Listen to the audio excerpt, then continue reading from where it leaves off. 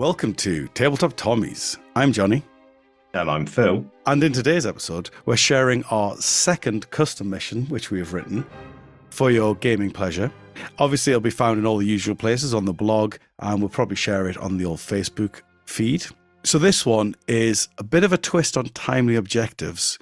Where this one came from was, I believe it was Alex from the Armies of Japan episode, and I were playing a game of timely objectives. And I realized the thing that I don't like about timely objectives is I don't like missions generally where you fight over the center of the table. And so I think it was Alex who suggested, well, what about if the objectives were in other places? And what if they moved? And so in this mission, you've got, it's a bit like timely objectives, but with sort of a dynamic movement to the objectives.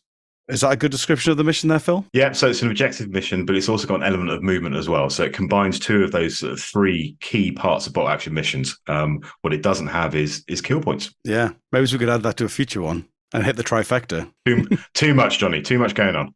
I think we've teed the mission up there quite nicely.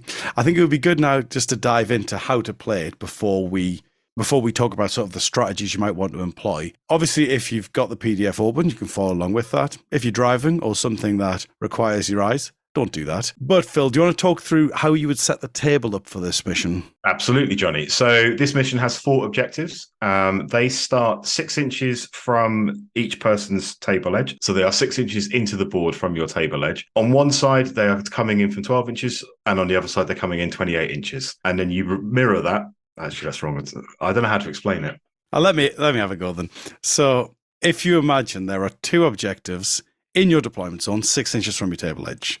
The one on your right is 12 inches from the right-hand edge, and the one on your left is 28 inches from that table edge. And then if you imagine your opponent has the objectives exactly the same on their side. So 6 inches in, the right-hand side one is 12 from the edge, the left-hand side one, 28 from the edge. So across the table, the 2 objectives are sort of offset from each other.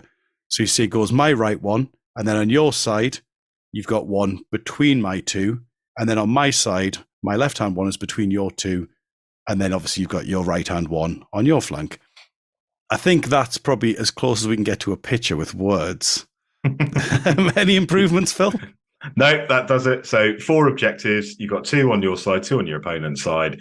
And because of where they're coming in from each side, they're basically spread roughly evenly across the board. Yeah.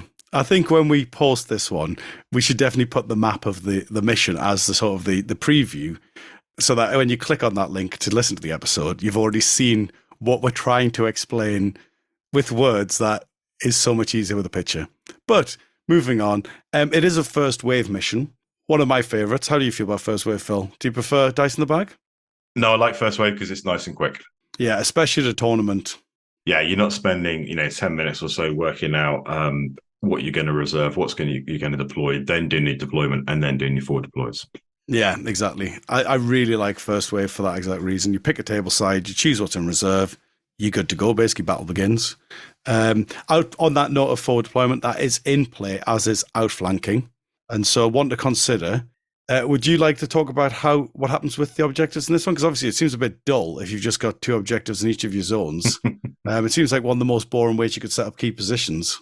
So the big difference between this and the other objective missions, like key positions and timely, is that the objectives move at the start of every turn, starting with turn 2. So you're scoring points by holding objectives at the end of each turn, and then starting from turn 2, the objective is then moving, and it's moving up the board.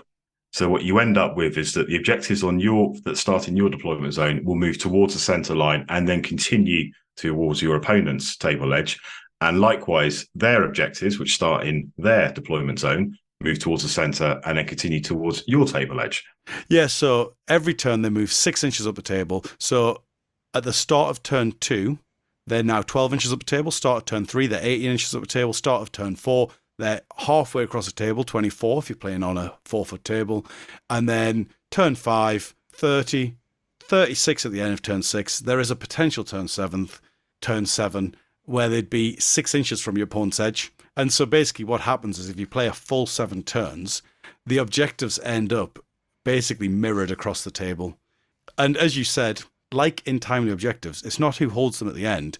At the end of each turn, you're getting 1 victory point for holding them. In this one, Phil, how do you go about holding an objective? So for this mission, you need to touch the objective, and it's the usual rules that if your opponent doesn't have a unit touching the objective, then you're considered to be controlling that objective. Yeah, and it's that simple, isn't it? And it's purely just a case of, I think we made it so that vehicles don't contest. No, sorry, vehicles don't control but can contest, I believe.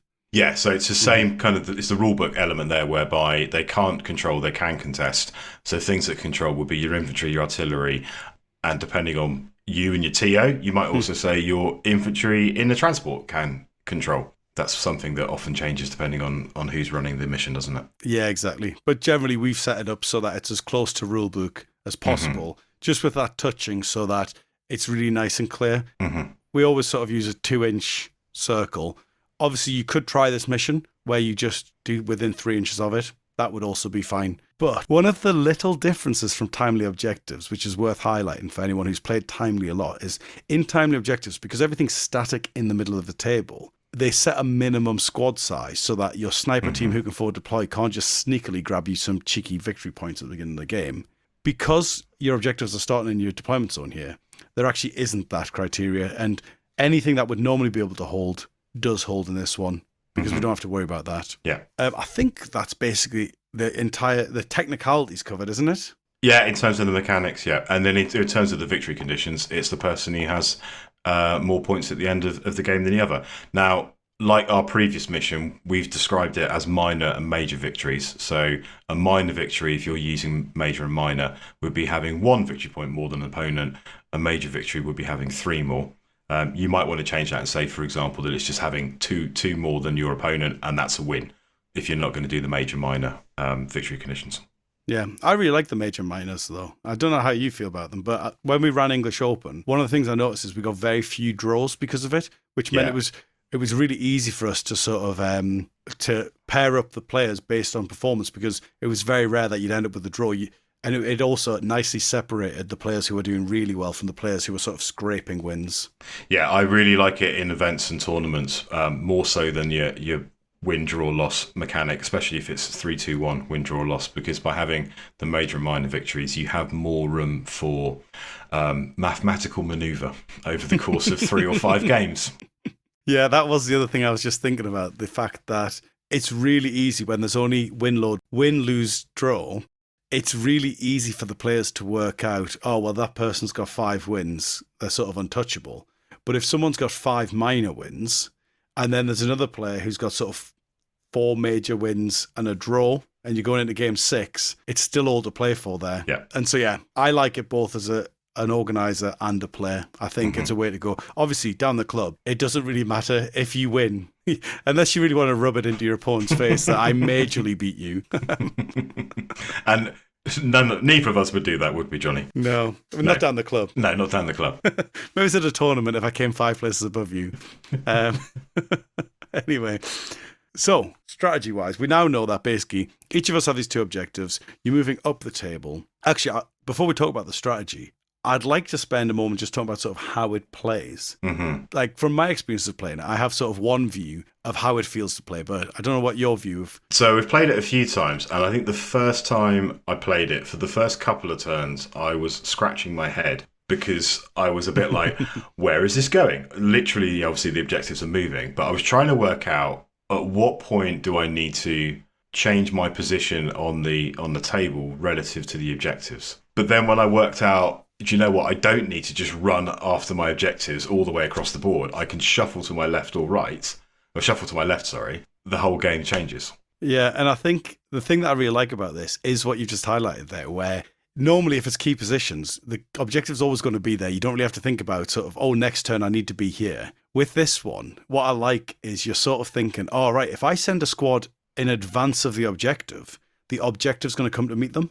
And so you can start making these sort of turn 3, 4, 5 plans of, and also it's the only mission I've really played that, and so it's called Fire Manoeuvre, sort of based on the American sort of like doctrine of fire maneuver.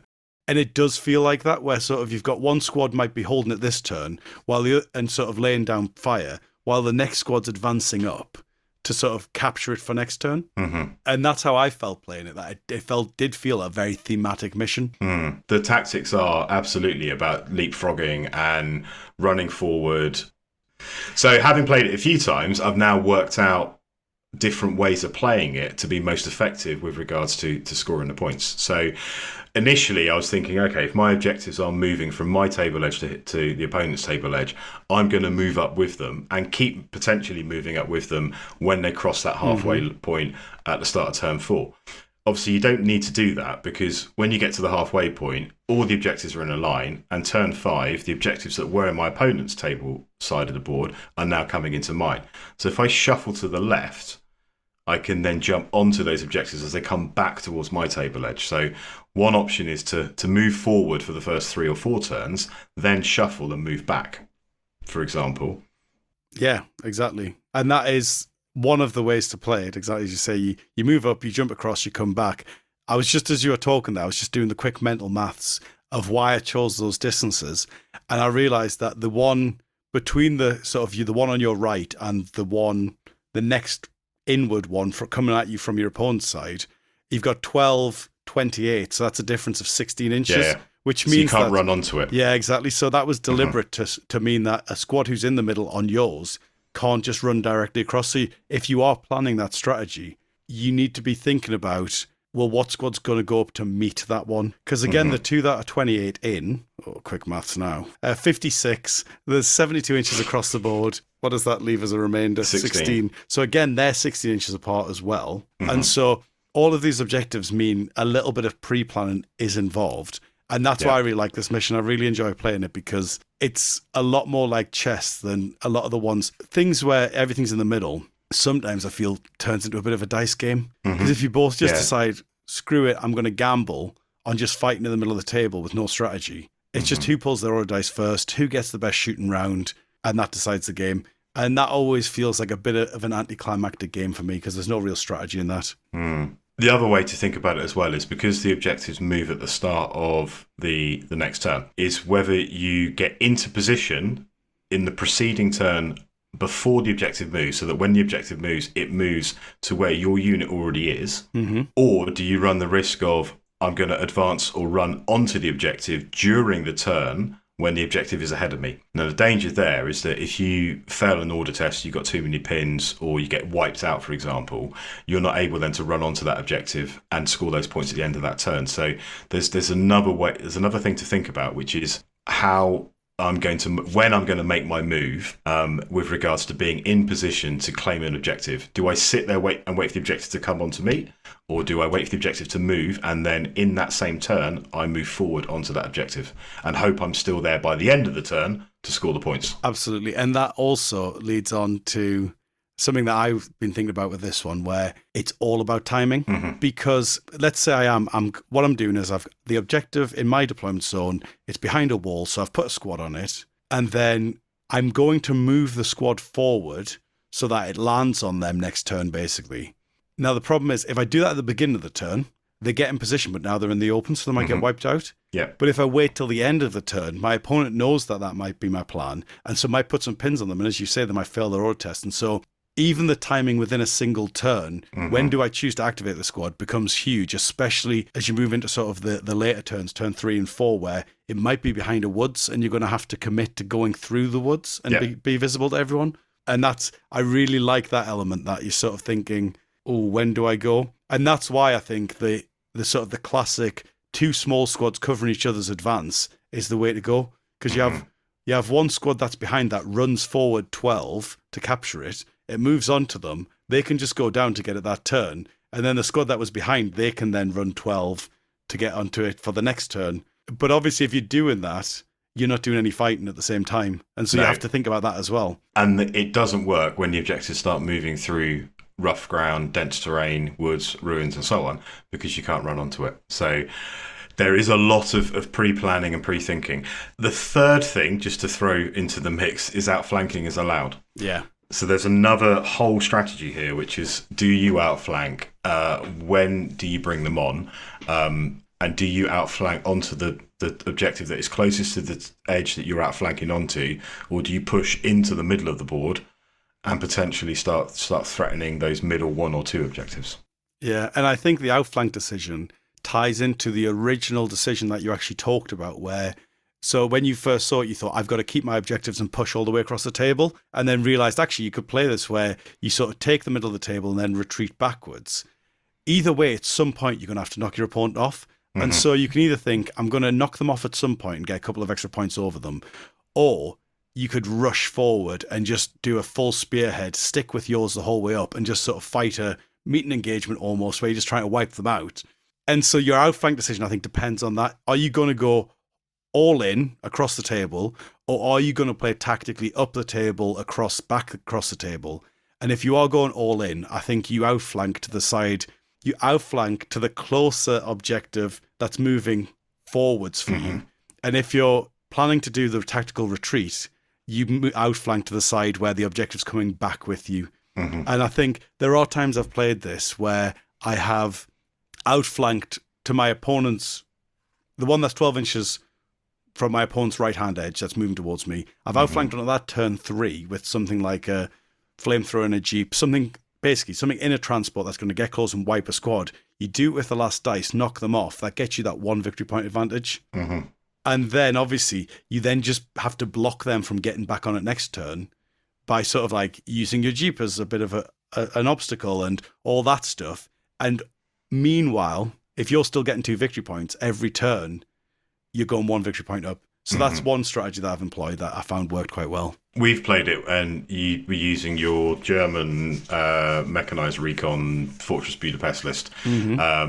And you did the classic Johnny move where I think on turn 1 you just rushed up the road into my half of the board and basically tried to knock me off my own objectives, in turn 2 or 3, therefore denying me, creeping up those victory points on subsequent turns. So you can be super aggressive with this as well. Yeah, that's exactly. I think if you're playing the sort of the tactical, strategic, very slow, measured way to play it, turn 3 and 4 are the key ones, because they're the ones where they're roughly in the middle, and that's when someone's going to get knocked off because your forces are meeting. If you are going to go all in, turn 1, turn 2, trying to knock someone off an objective. And then, as you say there, I used my truck, just rushed my truck sort of as far as it could up the road, turn 1, and then the next turn jump out. It doesn't really matter if that truck and squads inside do much. What they've done is they've stopped you holding that objective for 2 or 3 turns, which means that I've got a few points in the bank ready to go. Yeah. And that's a similar tactic to timely objectives. For timely, for example, do you rush forward, get onto those objectives early doors? Whether or not you're still there turn 5, turn 6 is another question. Or do you prevent your opponent from getting onto the objectives early whilst you're creeping up, and then it's maybe a lower scoring game at the end by the end of it because the objectives are only scoring turn 3, turn 4, turn 5, turn 6. Yeah. And that's one of the problems I have with timely, because it sounds like there's options there. But I think there's certain armies you play where you have no choice but to get on the middle. So if you're fighting against Gurkha paratroopers, you can't clear them off the objective if they rush on turn 1. And so your only choice is to rush on as well. And then it's just a meat grind over the middle of the table. And that's what happened at World Open War, actually. I foresaw exactly this because I came against the British Army. He had his forward artillery observer. And I thought about, do I try to be a bit clever? Do an outflank, try and wipe his force, have 3 turns where I've got 2 or 3 objectives and he's got none. And I thought there's no chance that that's going to happen because he's got the Gurkha paratroops. They're going to sit on those objectives. They're going to run on them turn 1. They're going to go down. They're going to go down. And so I did exactly that, where I just went full all in, deployed everything, prep bombardment, whatever survived, got on an objective, went a couple up, and then just spent the rest of the game basically trying to waste his time and stop him getting points. And it worked. I wouldn't have won a war with that strategy because I had nothing left at the end, but it did win that specific battle based on those specific victory conditions. You play the mission, play what's in front of you. Yeah, but it didn't feel, I didn't enjoy it because it felt like I had no agency in it. And that really, and I find those are the missions that I find frustrating when there's no agency. And so it's like, so for example, I went to a tournament where they did top secret, but the objective didn't move in the middle. And that was exactly that, because there's no agency there. You're doing the exact same thing where you're just fighting in the middle of the table and it's whoever throws the best dice. So one of the good things about this mission is that there are lots of choices you can make. There isn't just one way of winning. And it gives you that agency that you talked about, Johnny. So my question for you is, so what we sometimes find is certain missions are beneficial to certain armies. I think that's fair to say. I think most people would agree with that statement, that some missions are good for some armies. would you say that this mission is... Are there certain armies that you think this mission is really beneficial to or really bad for? If you have a static army, so if you're running a gunline army and you're effectively what you're used to doing is just sitting back and lobbing HE or putting out long range shots with your autocannons and MGs, you're going to struggle with this because you do need to move. Equally, if you've got quite a mobile, fast army, but your units are quite small, so you might be, not quite MSU, but you're certainly taking, multiple smaller units. I almost said multiple small units, which would have been MSU. Multiple slightly smaller units, not full size, which don't have a lot of staying power. This mission can be a challenge as well. I actually think that might be the way to go, with the MSU or not full-size units, because one of the things that if your entire battle strategy relies on one order test going well, which it could do here because you need to get on that objective to get that victory point, then actually having a second backup squad might help you. One of the armies that might struggle with this are inexperienced forces because they are prone to getting bogged down with just a couple of pins. Yeah, especially if they're not full strength, so you're not re-rolling your order check. Yeah.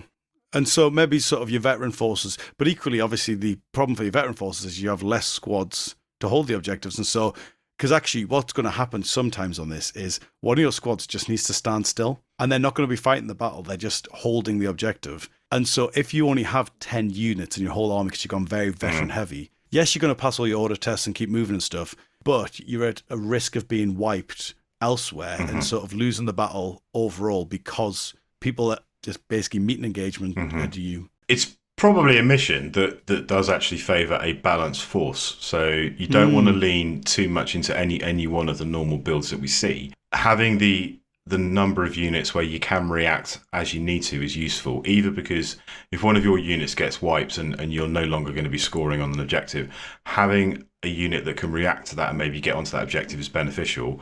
Or if the enemy is threatening to push through and knock off more objectives that you're on, having the ability to counter attack or counter respond is useful as well.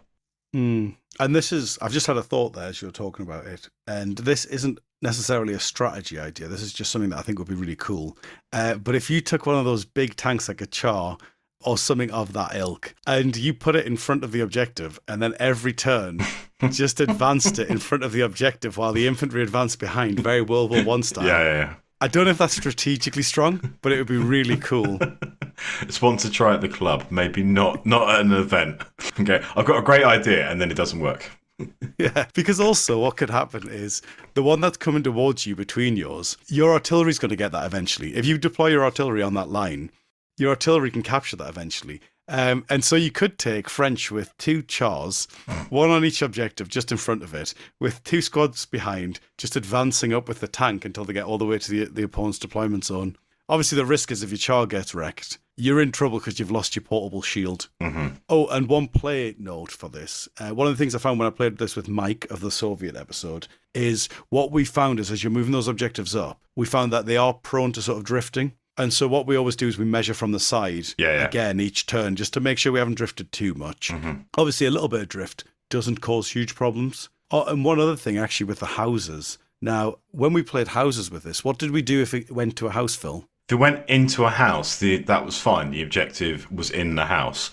If it goes into impassable terrain, I think we moved it to the edge of the terrain that was closest to where the objective should have been. Yeah. So you might end up moving it left, right, forward, or back, but as long as you moved it to where it was meant to be, or closest where it's meant to be, but then the next turn you put it back where it should be when it's moved through that impassable terrain. Yeah, exactly. And when it was in a house, just to clarify what you're saying there, it was basically you had to occupy the ground floor of the house to hold it. Yeah. So in the same way that if you put an objective in a house in key positions, it's the ground floor of the house. It was the same thing. Yeah, it's not just touching the wall. No. Just wanted to clarify that because I imagine there will be some people who are listening who haven't played key positions that many times, haven't really thought about what if the objective's in the house before. Yeah. And this might be the first time they encounter this unintentionally. Yeah. So there you go. There's the second mission that we've released. It will be available on the website in the blog section. Have a go at it. Let us know what you think. Stick some comments either direct to us or put it on the Facebook page. We'd love to hear how you guys are getting on. Yeah, please do leave us a review if you're enjoying the podcast. Ta-ta for now. Ta-ta for now.